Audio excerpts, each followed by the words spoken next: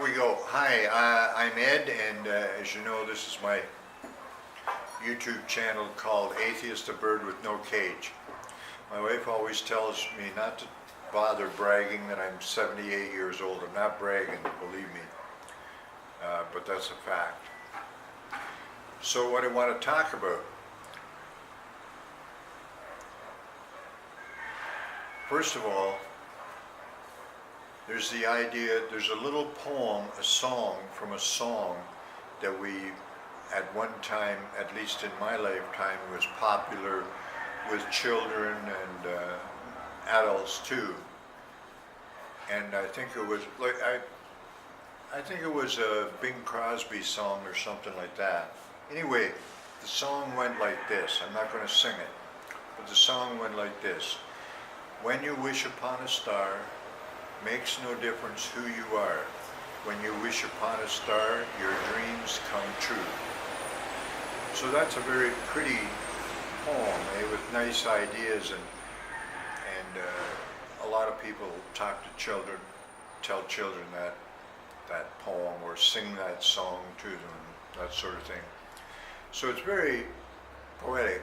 There's just one problem with what that song or poem says. The problem is it's total bullshit. It makes absolutely no sense. Wishing upon a star or a rabbit's foot or praying or whatever does absolutely nothing to make what you want come true. If you want something to come true, you do it. You want to be an actor, a singer, a doctor, a nurse, then you have to do the work and do the studying. Wishing does nothing. It's a nice idea. Okay, I'd like to I think it's a related story. One time a few years ago, Glenn and I, my wife and I, were sitting with our couple, and as I'm wont to do, I introduced this idea of a discussion about religion, what these people believed or didn't believe. And it came down to the point that I was basically saying what I always say, is that there's absolutely no evidence for any of that, the deity or any of that, and it's just totally meaningless. It's wishful thinking, it's imaginary. And anyway, our friend, this was after dinner at a restaurant, and our friend was sitting there, and she said to me, well, all I know is I don't want to live in a world with no magic. Now, there's two problems with that idea. First of all, I think if we put it in positive terms, she was saying, I prefer to live in a world where magic exists and or happens.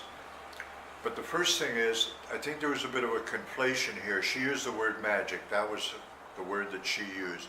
But I don't think she was talking about Penn and Teller cutting a woman in half, in a box and then putting her back together. I don't think she was talking about that kind of magic. I think she was saying that maybe the idea is without this idea of God, there's no beauty in the world, which is more bullshit as far as I'm concerned. The world is full of beauty, and if you want to describe it as magic, you don't have to look at too many moonlit nights or moonlight shining on a lake or a sunset or a sunrise, a beautiful flower bed, fish swimming in a pool. Those things are pure beauty and magic,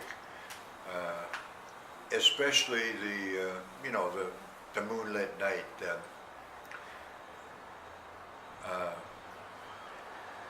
Those are pure magic. Where else was I going, Glenn?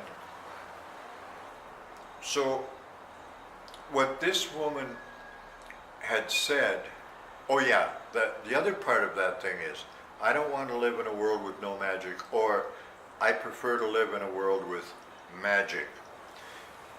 Maybe even if she was saying, I prefer to live in a world where, with spirits, God, and stuff like that. The problem is, whether you want the world to be that way or not makes zero difference. Whether those things exist or not is simply a matter of fact. Either they exist or they don't exist. And in the case of those kinds of things, the spiritual things, the God things, my observation is that they just don't exist. I've never seen any evidence for any of those things. So from the beginning, the idea of wishing upon a star, or blowing the candles out on your birthday cake and making a wish, or having rabbit's foot, you name it, any of those lucky charm things, they are all, I mean, they're neat ideas, but the result is absolutely bullshit. Nothing happens with it, except for one thing, my magic necklace. Now this has magic properties. Still working? Okay. So it's different than these other things because this actually has magic in it. Okay, I'm bullshitting you. It's not true. But I understand the idea of people getting connected to things, and Marco has his lucky shirt. I know, for example, a lot of people carry something like a rabbit's foot. So my necklace is kind of like that. Do I believe it has any power? No. Absolutely none.